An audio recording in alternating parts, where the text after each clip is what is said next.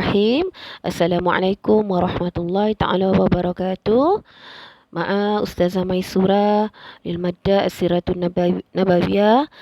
Kaif halukum jami'an? Sabal hal khair. Atamanna lakum fi sihah wal afiyah. Baik, hari ini kita nak belajar dan kita sambung pelajaran kita pada muka surat 17 Maza Pekah. Kita nak belajar hari ini. Okey, hadzal yaum sanata'lamu Islamul Umar bin Al-Khattab. Kita nak bincangkan, kita nak tahu bagaimana perjalanan pengislaman Sayyidina Umar bin Al-Khattab. Anak-anak dah tonton video dan hari ni kita tengok. Dan mungkin anak-anak dah pernah tengok video lah keislaman Sayyidina Umar. Dan hari ni kita nak bincang, nak menyelami bagaimana keislaman Sayyidina Umar sebenarnya. Okey, kita baca kat situ. Lama aradallahu ta'ala al-hidayata Umar. Setelah itu Allah SWT hendak memberi hidayah petunjuk kepada Sayyidina Umar lah. Minggu-minggu lepas, PDPI minggu lepas kita dah tahu siapakah Sayyidina Umar, nama, bilakah dia lahir, aina wulida, di manakah dia lahir kan. Kemudian dia membesar bagaimana keadaannya, dan juga dia kan merupakan orang penting pada zaman jahiliah waktu tu terhadap orang-orang Quraisy. Baiklah, maka Allah nak beri petunjuk ke Sayyidina Umar ni bagaimana keislaman dia. Okey, kita baca. Jadi sebenarnya Nabi Muhammad SAW ni telah berdoa kepada Allah SWT untuk memperkenankan doanya. Ketika Nabi SAW berdoa, dia kata kat situ, Allahumma a'izzal Islam bil habil jalaini ilaik bil Umarul Khattab aw Amir ibn al-Hishamin Abi Jahlin.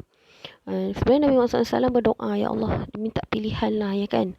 Engkau kemuliakanlah, kekuatlah Islam ni. Bila Sayyidina Umar ni Islam, bertambah kuatlah keislaman tu kan. Orang-orang Islam, masyarakat Islam waktu tu, dengan salah seorang yang paling engkau suka antara dua orang lelaki ni, iaitu siapa? Umar bin Al-Khattab atau Amr bin Hisham, ataupun nama popularnya, glamournya Abu Jahal lah, Amr bin Hisham ni.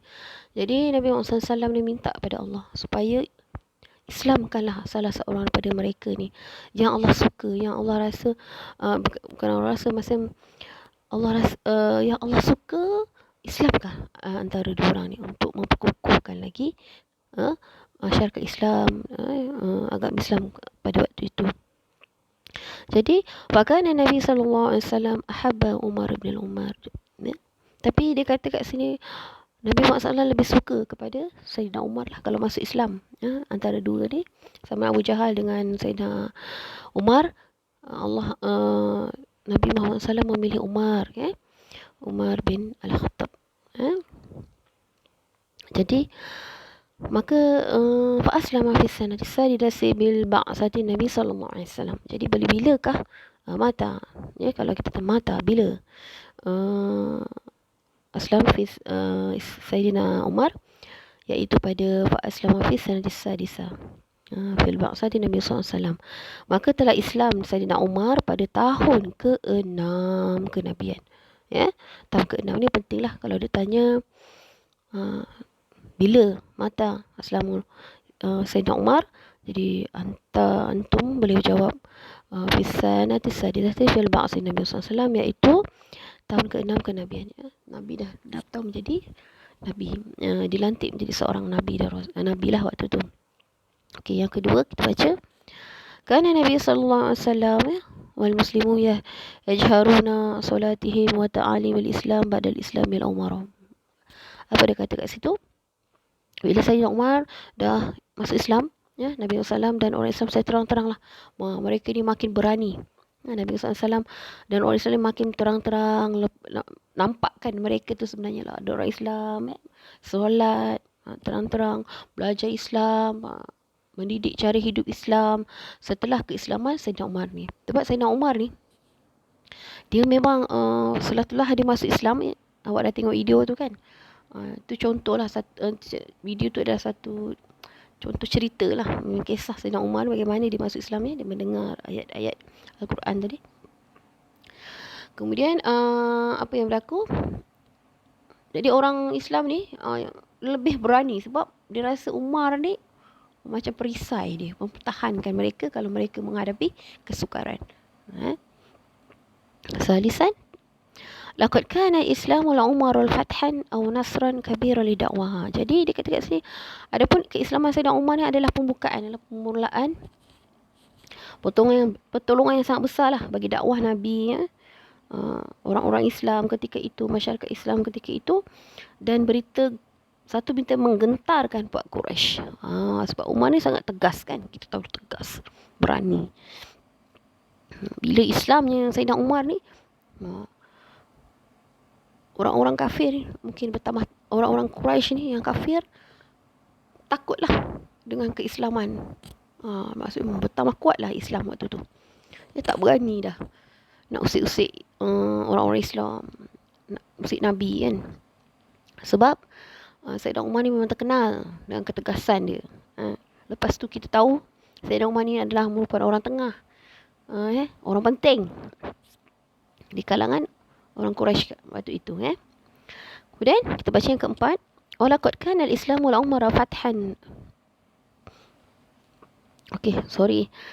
Yang keempat, walaqad sahaba al-Umar Rasulullah SAW fa ahsana. Apa dia kata itu? Sayyidina Umar telah bersahabat dengan Rasulullah. Kita tahu, kalau kita tahu kan, selain Sayyidina Abu Bakar, selain daripada Sayyidina Uthman, Sayyidina Ali, Umar ni juga merupakan sahabat rapat kepada siapa? Nabi Muhammad SAW. Yang paling baik, fa ahsana, tu paling baik. Maka Sayyidina Umar adalah sahabat yang paling baik dan berkorban, sahabat wa bazala, berkorban, paling baik dan berkorban dalam membantu fi nusratuhu fa'azza ma yamliku wa waqafa hayati fisabili izzadiddin wa rif'ihi sya'nihi. Maksudnya, dan berkorban dan membantu pertahankan Nabi. Nabi tak boleh diusik. Makin orang Islam makin kuatlah Nabi SAW, kerana kemuliaan kekuatan yang dimiliki Sayyidina Umar. Orang hormat dia sebelum dia Islam lagi, memang orang hormat dia, memang takutlah Sayyidina Umar ni dengan ketegasan dia dan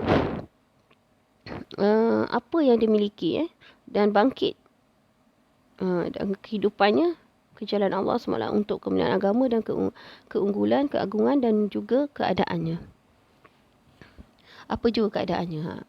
Maksudnya kat sini cerita dia, Sayyidina Umar ni merupakan sahabat yang paling baik. Paling baik dengan siapa? Rasulullah SAW. Kerana apa? 5 dah.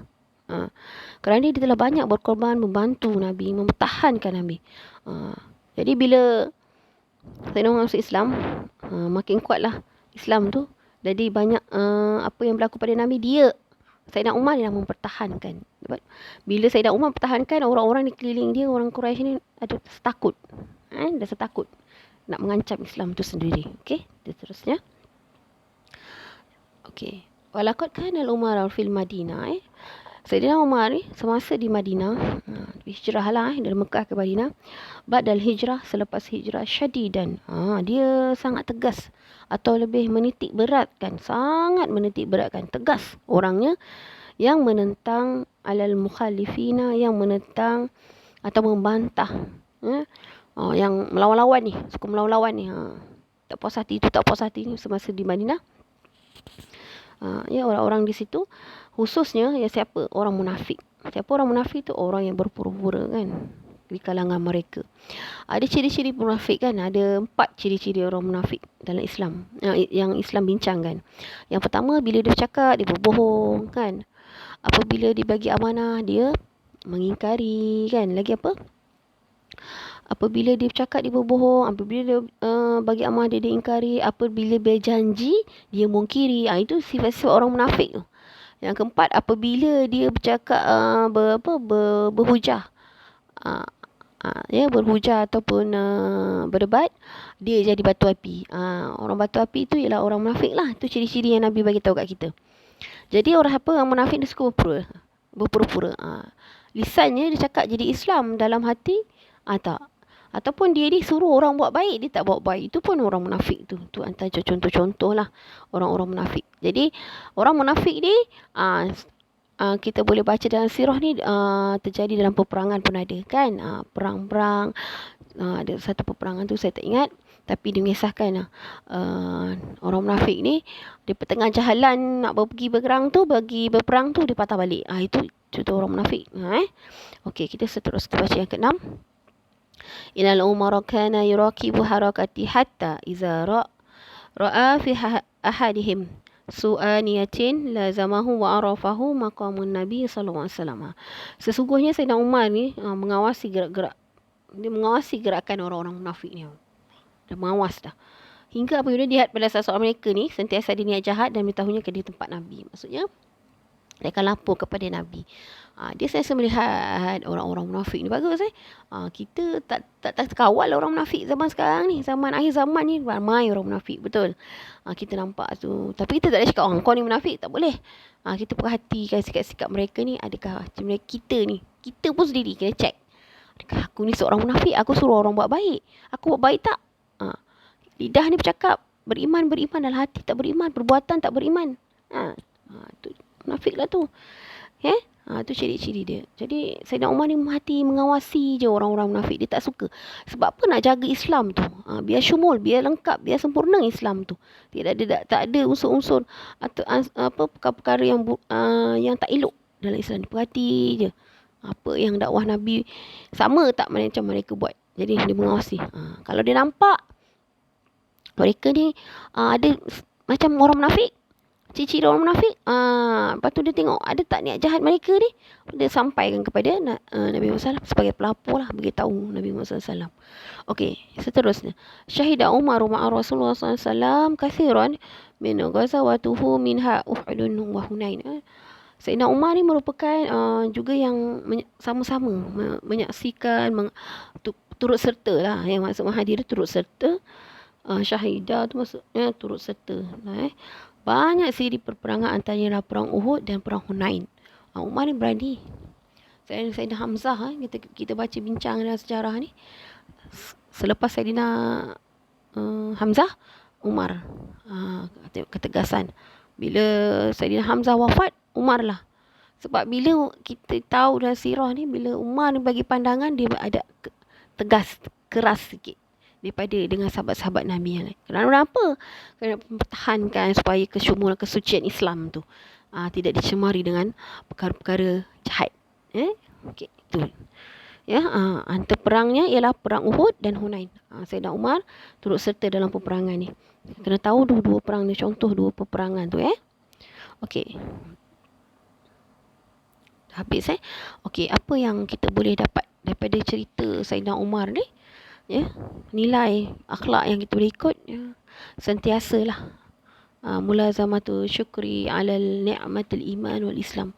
Kita kena sentiasa bersyukur akan nikmat iman dan Islam. Apa itu nikmat iman dan Islam? Nikmat Islam tu, Islam terpelihara kat negara kita kan. Iman kita tidak digugat. Tak ada orang gugat-gugat keimanan kita. Cumanya syaitan je menggugat keimanan kita kan. Buatlah main game lah contoh. Kurangkan main game. Kelainan kita dengan kehidupan dunia ni kan. Jadi kena bersyukur sangat. Sebab iman kita ini daripada zahirnya tidak digugat. Daripada batinnya kan, yang tak nampak tu je kita ni digugat, malas buat ibadah itu kan. Dan juga kita memang boleh terang-terang Islam. Jelas kat Malaysia ni kita dah tahu kita ni boleh.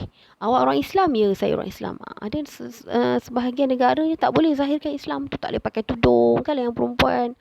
Ada. Jadi kita kena bersyukur lah dekat diri kita, negara kita masihlah kita pelihara dengan kita masih boleh beriman, boleh beribadah dan boleh pertahankan Islam itu sendiri. Itu sahajalah hari ni. Jadi anak-anak kena kenal lah siapa Sayyidina Umar sebenarnya. Jangan kita kenal orang-orang sekarang ni kan, tokoh-tokoh yang entah apa-apa, tak ada kaitan dengan diri kita, dengan kehidupan kita. Tapi ilmu sajalah, ambil pakat tahu je. Tapi tokoh-tokoh Islam ni memang kita kena kenal. Memang kita kena kenal, kena tahu, kena belajar siapa mereka ni sebenarnya kan. Bukan orang calang-calang orang sebenarnya mereka ni. Sangat kalau kita kena kagum dengan tokoh-tokoh Islam ni yang kita belajar dua orang ni kan. Saidina Hamzah dan juga Saidina Umar. Kena kagum, kena baca buku cerita sirah Nabi ni. Yang kamu baca terlalu sikit, cerita dia terlalu banyak. Bagaimana perjuangan-perjuangan mereka dalam Islam, pengorbanan mereka dalam Islam. Boleh tak kita buat seperti mereka? InsyaAllah. Cuma nak-nak kamu baru 10 tahun, apa pengorbanan kamu dalam Islam? Apakah pengorbanan kamu dalam Islam ni sekarang, dunia sekarang ni? Kan banyak sebenarnya kita boleh buat, bukan buang masa, bukan buat perkara-perkara yang tidak baik kan. Banyak sebenarnya. Dan kita kena fikirlah apa kenapa dua tokoh ni memberi pengajaran kepada kita. Nampak tak? Nampak tak mereka ni bertegas dalam soal agama ni. Soal agama ni sangat tegas.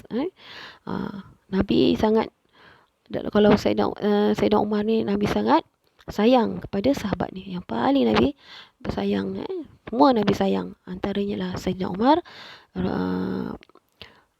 bin Al-Khattab radhiyallahu anhu. Itu sahaja hari ini. Saya harap awak faham dan boleh buat latihan yang diberikan pada muka surat. Kalau dalam buku teks tu ada muka surat 20 lah. Boleh buat. Jangan, tolong tulisan tolong nampak biar jelas dan terang. Dah lama hari-hari saya suruh tulis. Sebab apa? Antara sebabnya nak bagi kamu cantikkan tulisan tu, boleh nampak orang lain boleh baca, saya boleh baca dengan jelas. Itu sahaja, wallahu alam. Assalamualaikum warahmatullahi taala wabarakatuh.